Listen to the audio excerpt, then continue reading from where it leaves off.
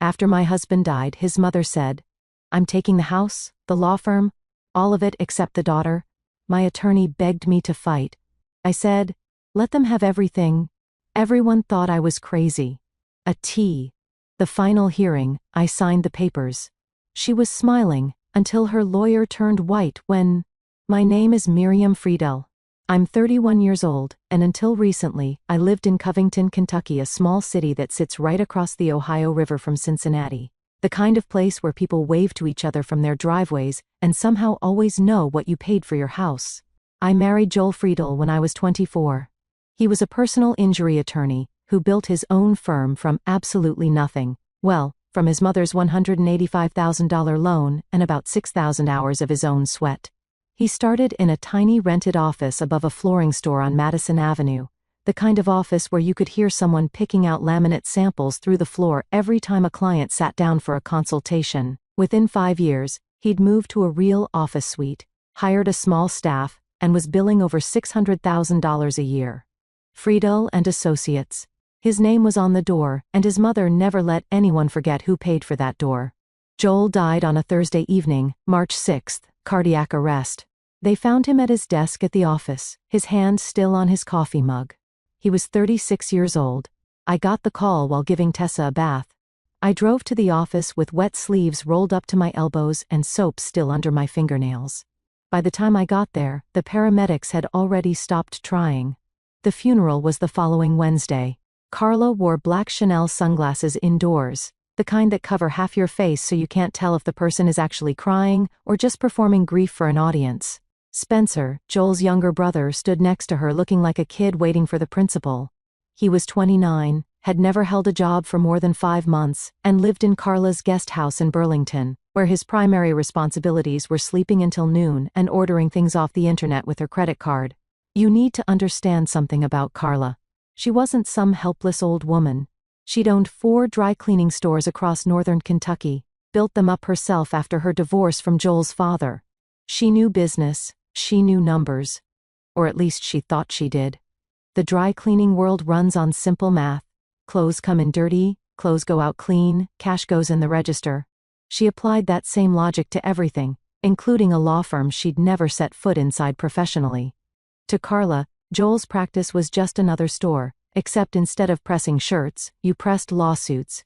And instead of quarters in the machine, you had $600,000 a year rolling through the books. She also treated me from the very first Thanksgiving like I was a temporary inconvenience Joel would eventually outgrow. I'd been a legal secretary when we met. Not glamorous, not rich, not from the right family. Carla once introduced me to her friends as Joel's first wife, while Joel and I were still very much married and standing right there. So when she showed up in my kitchen that Monday morning, 11 days after the funeral, I shouldn't have been surprised, but grief does something to your reflexes. It makes you slow. You stand there absorbing punches you'd normally see coming from across the room. Carla walked in wearing a gray blazer. She'd actually dressed for this like it was a business meeting. Spencer trailed behind her with a tape measure, an actual tape measure. While Carla stood at my kitchen island explaining that she was reclaiming what her investment built, Spencer wandered into the guest bedroom and started measuring the closet. I could hear the tape clicking and snapping from the kitchen. I remember thinking, what does he even own that would fill a closet? The man's most valuable possession was a gaming chair. Carla laid out her case like she was giving a board presentation. The firm was built with her money. The house down payment, she'd given us $30,000 7 years ago, and she had not stopped mentioning it since. In her mind, she was co-owner of everything Joel ever touched. And now that Joel was gone, she wanted her investment back, with interest. The only thing she didn't want was Tessa. She said it so matter-of-factly, like she was declining a side dish at a restaurant. No thank you, not the child. Just the assets, please. I stood there holding a cup of coffee that had gone cold 20 minutes ago and said nothing. Not because I agreed, because my brain couldn't process losing my husband and being robbed in the same month. 2 days later, a certified letter arrived. Axel Mendler, attorney at law.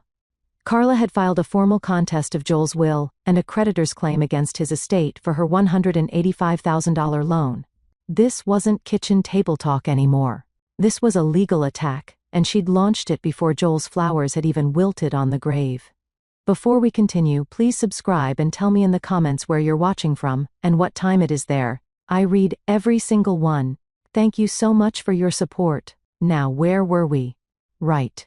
Carla had gone from kitchen threats to courtroom filings in 48 hours, and I was still sleeping in a bed that smelled like my dead husband's cologne, trying to figure out how to explain to a 4-year-old why Daddy wasn't coming home. Axel Mendler was no amateur.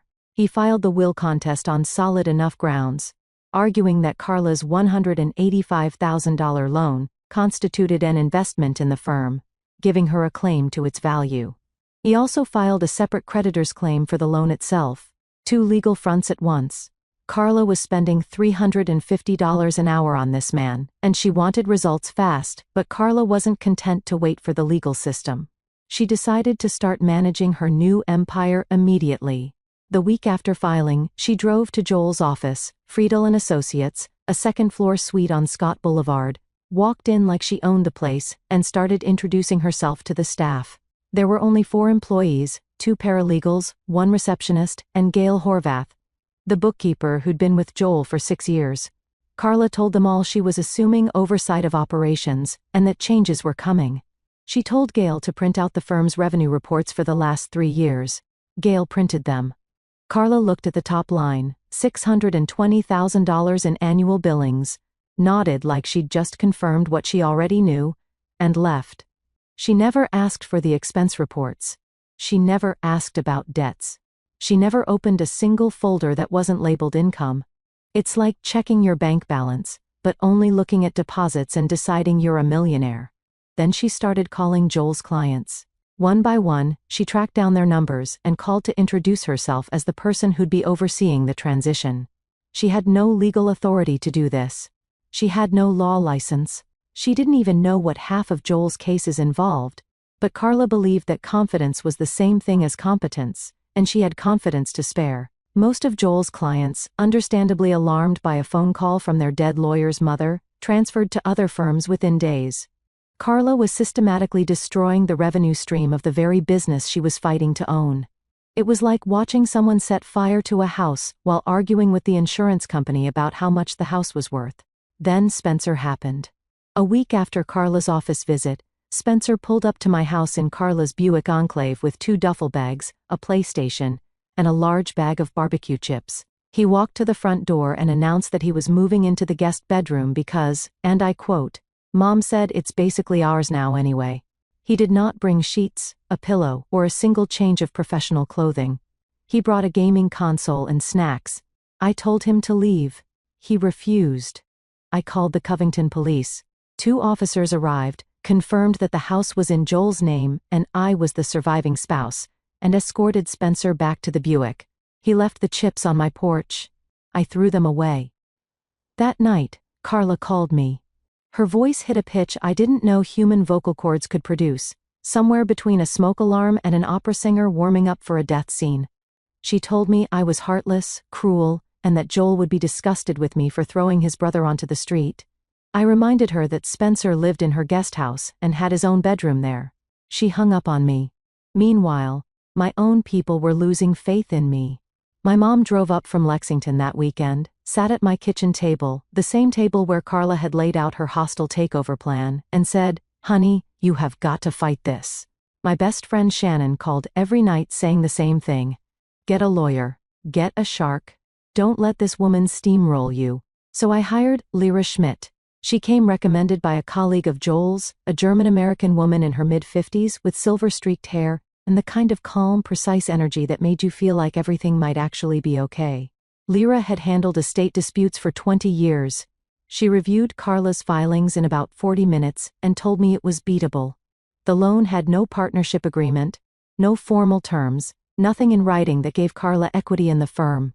The will was clean and properly executed. Lyra said, "We fight, we win," and Carla goes home with nothing but a lesson in contract law. I told Lyra I needed a few days to think. That night, after Tessa was asleep, I drove to Joel's office. It was almost 9. The building was dark except for the exit signs glowing green in the stairwell. I unlocked Joel's private office with the spare key I'd always kept on my keychain and sat down at his desk. It still smelled like him. coffee and that sandalwood aftershave he'd used since college. I opened the bottom drawer, the deep one, where he kept files he didn't want anyone else touching. Behind a stack of old case folders, I found a sealed manila envelope. My name was written on the front in Joel's handwriting. Not Miriam Friedel, just Miriam. With a small heart drawn next to it like we were still passing notes in high school. I opened it. I read what was inside, and I sat in that dark office for almost an hour without moving, without breathing hard, without crying. For the first time since March 6th, my mind was completely clear. The next morning, I called Lyra. My voice was different. I could hear it myself, steady, calm, like something had clicked into place behind my eyes. I said, "Lyra, I've changed my mind. I don't want to fight. I want to give Carla everything she's asking for. Everything." Lyra didn't say a word for about 10 seconds. And for a woman who bills by the hour, 10 seconds of silence is practically a medical event. I need to tell you what was in that envelope, because this is where the story changes direction. And if you don't understand what Joel did in the last months of his life, nothing that comes next will make sense. 8 months before he died, Joel was diagnosed with a serious heart condition. He'd been having episodes, shortness of breath during routine things like climbing stairs, chest tightness that came and went, a strange fatigue that sleep didn't fix. He finally went to a cardiologist in Cincinnati, a specialist at one of the big hospital systems across the river. The diagnosis was bad, not immediately fatal, but the kind of bad where your doctor uses phrases like progressive and long-term management, while looking at you like they're sorry they went to medical school. Joel told me he did not tell his mother, his brother, or anyone else. You need to understand something about Joel. He was a personal injury lawyer. He spent his entire career looking at how people's lives fell apart. Because someone didn't plan, someone cut corners, someone assumed everything would be fine. He was not going to let that happen to his family. So over those 8 months, while he was still going to the office every day, still wearing his good suits, still telling his mother about his big cases at Sunday dinner, he was quietly, methodically arranging the pieces. The envelope contained 3 things. First, a letter, handwritten, dated 5 weeks before he died. It wasn't a financial document. It was a letter from my husband to me. He wrote about Tessa, how she'd started calling butterflies flutter bees, and he never wanted to correct her. He wrote about our kitchen, how the morning light came through the window, over the sink, and hit the counter at exactly the angle that made everything look golden. He wrote about the day we met when I was 22 and working at the front desk of Bernstein and Kellogg, the law firm where he was a junior associate, and he'd asked me to lunch 4 times before I said yes, because I had a strict policy about not dating lawyers, which, looking back, clearly didn't hold up very well. The last line of the letter, "Don't let her take what matters. She can have the rest." Not instructions, not a scheme, just trust. Joel knew I was smart enough to understand what those words meant once I saw the second and third items in the envelope. Second, beneficiary confirmations. Joel had a life insurance policy, $875,000. He'd taken it out years ago at 30 when he first started the firm. The bank had required it as collateral for his startup business loan. Back then, he was young and healthy, passed medical underwriting with no issues. The policy had been in place for 6 years. All Joel did in his final months was update the beneficiary, changed it to me, Miriam Friedel, sole beneficiary. And here's the key. Updating a beneficiary on an existing life insurance policy does not require a new medical exam. It's a form, 1 signature, done. That $875,000 would pay directly to me when he died. It would never enter the estate, never go through probate. Carla could not touch it. Even if she knew about it, which she didn't, she'd have no legal claim. He'd done the same thing with his retirement accounts, a 401k with about $152,000, and a Roth IRA with about $58,000. Updated both beneficiary designations to me. Same principle, named beneficiary receives these directly, outside of probate, outside the estate. That's another $210,000 Carla couldn't reach. I want to be clear about something. This isn't some secret loophole. This is how life insurance and retirement accounts work in every single state in America. Millions of families rely on this exact mechanism. Financial advisors literally tell you to check your beneficiary designations every year. It's not a trick. It's Tuesday afternoon paperwork that most people put off and forget about. Joel didn't forget. Third, the real financial picture of Friedel and Associates. Joel had prepared a detailed summary, handwritten in that precise lawyer script of his, laying out every debt, every liability, every ticking bomb inside his beautiful-looking firm. And this is where I went from grieving widow to something else entirely. The firm billed $620,000 a year. That part was true. That's the number Joel mentioned at family dinners, the number Carla memorized like scripture. But here's what $620,000 in revenue actually looked like once you peeled back the curtain. $115,000 in accumulated vendor and overhead debts, a pending malpractice settlement. $180,000 already agreed to by Joel before he died, just waiting for payment. $47,000 in unpaid payroll taxes. The IRS doesn't forget about payroll taxes, by the way. They consider those trust fund taxes, meaning the responsible party is personally liable. And then the office lease. 34 months remaining at $4,200 a month. That's $142,800 in rent for a space you can't walk away from. The house worth about $385,000, but Joel had taken out a $220,000 home equity line of credit 18 months ago to keep the firm afloat. Add that to the original mortgage balance of $160,000, and the total debt on the house was $380,000. After closing costs, realtor fees, and transfer taxes, selling that house would net exactly nothing, maybe less than nothing. And Carla's precious $185,000 loan? She was an unsecured creditor. Do you know what that means? It means she's last in line, behind the IRS, behind the malpractice plaintiff, behind every vendor, every landlord, every creditor with a signed contract. By the time all of them got paid, if they got paid, there'd be nothing left. Carla's loan was gone the day Joel died. She just didn't know it yet. I sat in that apartment doing the math on the back of a grocery receipt. My side, $1,085,000. Clean money, tax-advantaged, non-probate, already mine. Carla's side, approximately negative $520,000, once you added up every liability and subtracted every real asset. The next day, Gail Horvath called me. Joel's bookkeeper, the woman who'd managed his books for 6 years. Carla had fired her the previous week. No severance, no notice. Just walked into the office and told Gail her services were no longer needed. After 6 years of keeping that firm's books organized down to the penny, Gail was hurt and she was angry, and Gail confirmed every single number in Joel's summary. She also told me something that made me close my eyes and just breathe. When Carla came to the office, she asked to see revenue reports. Gail printed them. Carla studied them carefully, nodded, and left. She never once asked about expenses. She never opened the liabilities folder. She looked at one column on one spreadsheet and decided she was inheriting a gold mine. I called Lyra the next morning. I said, "Don't fight. Offer Carla everything, the house, the firm, every account in the estate. All I want is full sole custody of Tessa. No visitation for Carla." Lyra told me to come to her office. I brought Joel's envelope. I laid it all out on her desk, the beneficiary forms, the financial summary, the math. Lyra read through everything. She checked the numbers twice. She looked at the insurance confirmation, the retirement account designations, the firm's debt breakdown, and then Lyra Schmidt, a woman who'd spent 20 years in estate law without flinching, leaned back in her chair and started laughing. Not a polite laugh, a real one, the kind where your eyes water and you have to take off your glasses to wipe them. She looked at me and said 2 words. Joel was brilliant.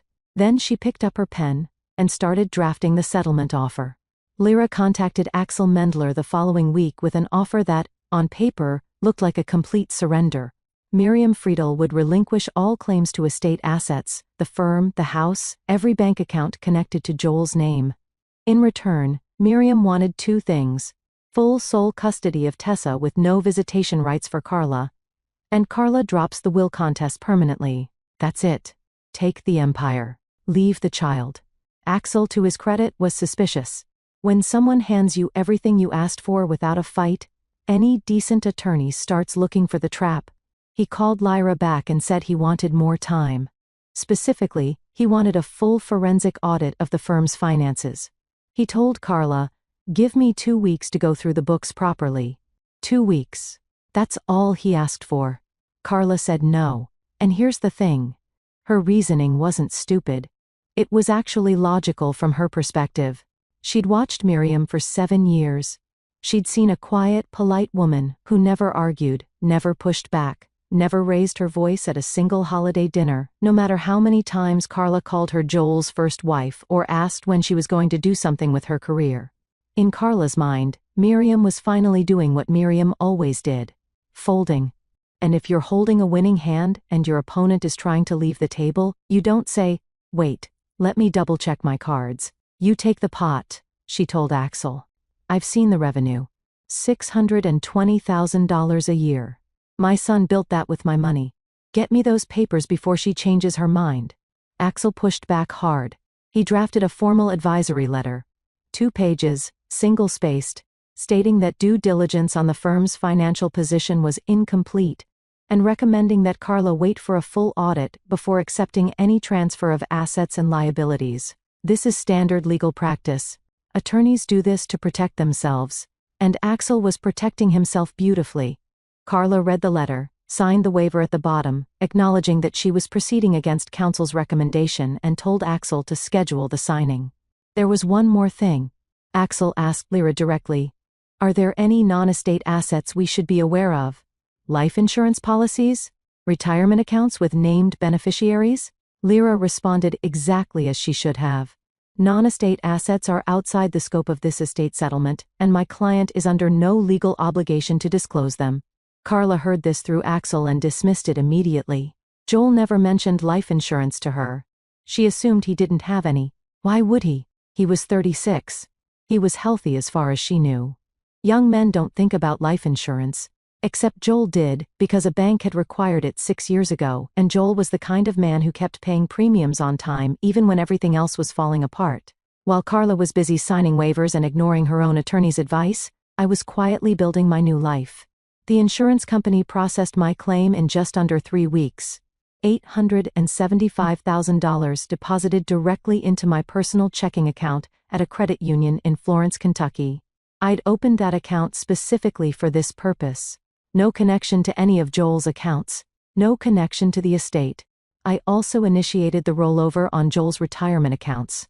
$152,000 from his 401k and $58,000 from his Roth IRA into accounts in my name only. I started moving things out of the house. Nothing dramatic. A few boxes at a time. Tessa's clothes and toys first.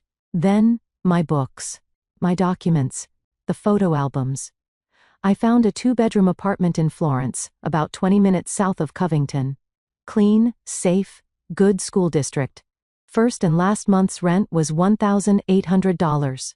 I paid it out of my checking account and didn't blink. Meanwhile, Spencer was living his best life. Carla had sent him to the firm to manage operations while the legal process played out, which mostly meant he sat in Joel's chair, spun around a few times, and tried to figure out the phone system. He called a process server, a delivery guy. He asked one of the paralegals what a retainer agreement was. On his 3rd day, Carla had him go to the bank and sign on to the firm's operating account as a co-signer so he could handle day-to-day expenses. Spencer signed every document the bank put in front of him without reading a single word. He didn't realize he was making himself jointly liable for obligations tied to that account. Spencer never read anything that didn't have a screen and a controller attached to it. My mom came up from Lexington one more time. She sat across from me at my new kitchen table, a small IKEA table I'd assembled myself, which honestly felt like a bigger accomplishment than my entire marriage, and said, "Miriam, you're giving up Joel's house? His life's work? Are you having some kind of breakdown?" I wanted to tell her everything.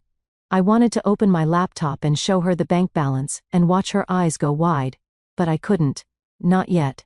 Not until the papers were signed and there was no chance of anything leaking back to Carla through the small-town telephone chain that connects every mother in Kentucky to every other mother within about 45 minutes. So I just said, "Mom, trust me. It's gonna be okay." She didn't believe me. I could see it in her face, but she hugged me anyway, and that was enough. The signing was scheduled for a Tuesday in late June. The night before, I laid out Tessa's outfit for daycare, packed my bag with the signed apartment lease and a folder of bank statements showing $1,085,000 in clean assets, and set my alarm for 6:30. I climbed into bed, pulled the covers up and fell asleep in under 5 minutes. First time that had happened since March 6. Axel Mendler's office was on the 3rd floor of a brick building on Pike Street in downtown Covington. Conference room with beige walls, industrial carpet, and a coffee machine that produced something technically brown and technically warm, but only theoretically coffee. I arrived at 9:15 with Lyra. We took the 2 chairs on the left side of the table and waited. Carla walked in at 9:20 with Spencer and Axel. She was dressed like she was accepting a Lifetime Achievement Award. Full makeup, gold earrings, a cream silk blouse that probably cost more than my first month's rent. Spencer wore a new navy blazer. I noticed the price tag was still tucked inside the collar, hanging against the back of his neck like a little white flag. Nobody told him. I certainly wasn't going to. The documents were straightforward. I, Miriam Friedel, hereby transfer all claims to the estate assets of Joel Friedel, including but not limited to the law practice known as Friedel, and Associates, the residential property and all associated financial accounts, to Carla Friedel, who accepts said assets along with all associated liabilities. In exchange, Carla relinquishes all claims regarding custody of Tessa Friedel, and I receive full sole custody with no visitation rights for Carla or Spencer. Lyra made one quiet statement before I signed. For the record, my client is signing voluntarily and wishes to confirm that the opposing party has reviewed and accepted the estate inclusive of all disclosed liabilities. Axel confirmed. Carla didn't even look up. She was already reaching for her pen. I signed. Carla signed. Spencer sat there grinning like he'd just been promoted to CEO of something. The whole thing took 8 minutes, fastest 8 minutes of my life, and I once ran a half-mile in high school gym class to avoid getting a B in physical education. As I stood to leave, Carla couldn't resist. She looked at me across the table and said she hoped I'd finally learned to stand on my own 2 feet without a Friedel to lean on. Spencer nodded along, probably without understanding exactly what she'd said, but agreeing on principle because that's what Spencer does. I picked up my bag, walked out, collected Tessa from daycare at 315 and drove to our apartment. I made her macaroni and cheese from a box, the kind with the dinosaur shapes, because Tessa firmly believed dinosaur-shaped pasta tasted better than regular pasta, and honestly, she might be right about that. We watched cartoons until 6:30. She fell asleep on the couch with cheese on her chin. I carried her to bed. Then I sat on my kitchen floor with my back against the cabinet and just breathed. It was the most peaceful evening I'd had since Joel died. 3 weeks later, Carla Friedel walked into Friedel and Associates as its legal owner and began running her new empire. I wasn't there to see it, but in a town like Covington, you don't need to be. People talk. Gail still had friends at the office, and some things I learned from Carla herself during that last phone call. So here's what happened. Day 1, she opened a stack of mail that had been accumulating on Joel's desk, envelopes she'd walked past a dozen times without bothering to open. The third envelope was from the Internal Revenue Service. Notice of unpaid payroll taxes, $47,000, penalties accruing monthly. Day 3, a phone call from an attorney in Cincinnati representing the plaintiff in a malpractice suit against Joel. The settlement had been agreed upon before Joel's death, $180,000, payment was overdue. The attorney was very polite and very firm. Day 5, the building landlord called about the office lease, 34 months remaining. Carla needed to sign a personal guarantee to assume the lease in her name or vacate within 60 days. Carla signed the guarantee. She didn't hesitate because in her mind, the firm made $620,000 a year, and $4,200 a month in rent was nothing. She just committed herself personally to $142,800 in future payments. Day 8, Carla finally tried to open Joel's QuickBooks file. Without Gail Horvath, it was chaos. 6 years of categorized entries that made perfect sense to Gail, and absolutely none to anyone else. Carla hired a temp accountant from a staffing agency. The woman sat down, spent 4 hours clicking through files, and then turned to Carla with the expression of someone who just opened a door expecting a closet, and found a staircase going straight down. She said, "Ma'am, are you aware there are over $115,000 in outstanding vendor invoices here? some of them dating back 14 months. Day 10, Gail Horvath filed a formal employment claim for wrongful termination without notice or severance. 6 years of service, estimated claim, $20,000. Carla called Axel Mendler that night. I don't know exactly what she said, but I can imagine the pitch of her voice, that tea kettle frequency I'd come to know so well. Axel pulled up his files. He read her his own advisory letter back to her. He reminded her about the waiver she'd signed. He said, "I recommended a full audit. You declined. I have documentation." Then Carla called me. I saw her name on my phone screen glowing in the dark of my bedroom. I watched it ring 4 times. Then I set the phone face down on my nightstand and went back to sleep. Carla hired a new attorney, a woman named Betsy Polk out of a firm in Cincinnati. Someone with no connection to the case, fresh eyes, sharp reputation. Carla told her the whole story. She said she'd been deceived, manipulated, tricked into accepting a worthless estate by her scheming daughter-in-law. Betsy reviewed everything: the settlement agreement, the signed waiver, Axel's advisory letter, the estate filings that Lyra had prepared and disclosed before the signing. Every liability had been listed. Every debt was in the paperwork. Nothing was hidden. Nothing was fabricated. Miriam hadn't lied about a single thing. She simply hadn't volunteered information about assets that were legally hers and legally outside the estate. Betsy reviewed everything, and from what I heard later, told Carla the truth in terms that left no room for hope. She was represented by competent counsel. She was advised to wait for a full audit. She refused. She signed a waiver. The settlement was voluntary, mutual, and documented. No fraud. No case. Apparently, the exact words were, "What you have is not a legal claim. What you have is a very expensive lesson." Carla tried to sell the house. Her realtor ran the numbers and delivered the news at her own kitchen table. After paying off the mortgage, the HELOC, closing costs, and agent commission, Carla would owe approximately $11,000 at closing. The house wasn't an asset. It was an exit fee. The IRS didn't care about Carla's feelings. Payroll tax penalties kept accruing. Carla began dipping into her personal savings, money she'd spent 30 years accumulating from her dry cleaning stores. She sold the Burlington location first, then the one in Erlanger. 2 stores gone in 2 months, and she still wasn't close to covering the firm's total liabilities. Spencer, who had been playing managing partner for exactly 19 days before the walls caved in, suddenly remembered he had somewhere else to be. He tried to remove himself as CO signer on the firm's operating account. The bank informed him that his signature created joint liability for certain obligations processed through that account, including a vendor payment plan that Carla had set up using the account after the transfer. Spencer hired his own lawyer, a 29-year-old man, whose mother had been paying his cell phone bill for the last 6 years, hired an attorney to sue that same mother, claiming she'd coerced him into signing bank documents he didn't understand. His case went nowhere. He'd signed voluntarily as an adult with no documentation of duress. But the lawsuit itself, Spencer Friedel versus Carla Friedel, was real, filed in Kenton County, case number and everything. Mother and son, the inseparable team who'd stood in my kitchen measuring rooms and making plans, were now paying separate attorneys to argue against each other. I honestly couldn't have written a better ending if I'd tried. And believe me, during those long nights in my apartment while Tessa slept, I'd imagined quite a few.